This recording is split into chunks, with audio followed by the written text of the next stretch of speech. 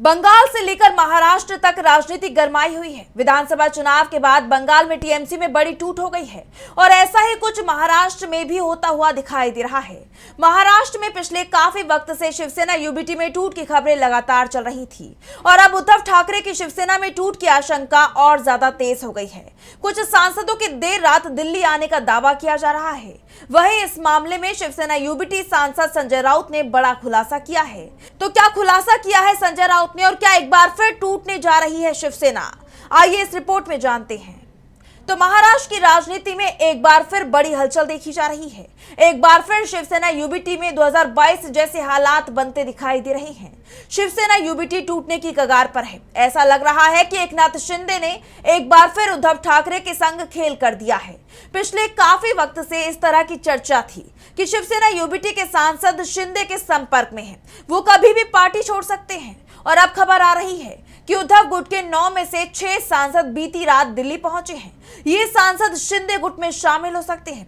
सभी लोकसभा स्पीकर ओम बिरला से मुलाकात भी कर सकते हैं। इसके बाद सांसदों की प्रेस कॉन्फ्रेंस की भी संभावना है।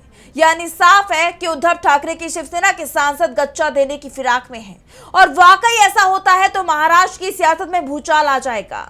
कहा तो यहां तक जा रहा है कि यूबीटी गुट के कई सांसदों के फोन नहीं लग रहे हैं। शिंदे गुट की शिवसेना के एमएलसी कृपाल तुमाने ने दावा किया है कि ऑपरेशन टाइगर के तहत पिछले 1 महीने से जो चर्चा चल रही थी अब वो अपने अंतिम चरण में है। इस बीच शिवसेना यूबीटी सांसद संजय राउत ने भी बड़ा दावा कर दिया है।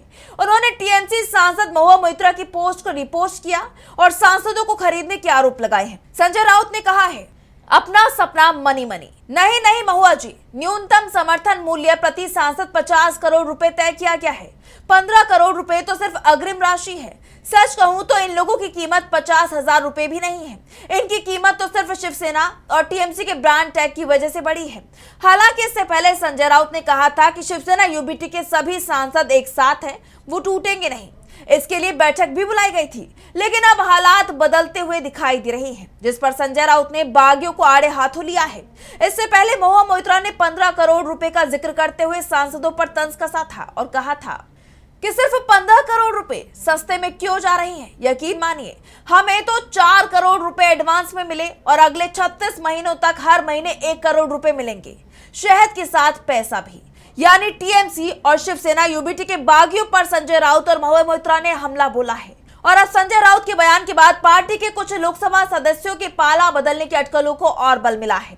लेकिन शिवसेना यूबीटी ने लोकसभा स्पीकर ओम बिरला को पत्र लिखकर मांग की है कि संसद में पार्टी के किसी भी बागी गुट को मान्यता ना दी जाए। पार्टी ने दलील दी है कि संविधान के मौजूदा प्रावधानों के तहत अब किसी राजनीतिक दल में विभाजन को कोई कानूनी मान्यता नहीं मिलती है। साफ है, बीजेपी ने बंगाल वाली रणनीति महाराष्ट्र में भी अपनाई है और विपक्षी खेमे में सेंधमारी कर दी है। लेकिन अब इस मामले में बीजेपी पर कई सवाल उठ रहे हैं कि क्या बीजेपी जीतने के बाद भी इतनी घबराई हुई है कि उसे विपक्षी खेमे में सेंध लगाने की जरूरत पड़ रही है और आखिरकार उसे डर किस बात का है।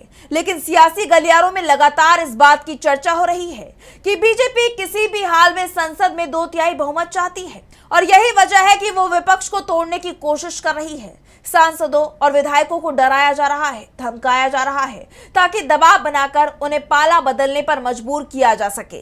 लेकिन विपक्ष भी यहां एक्टिव मोड में आता दिखाई दे रहा है। अब देखना होगा कि बीजेपी की इस चाल का विपक्ष कैसे जवाब देता है।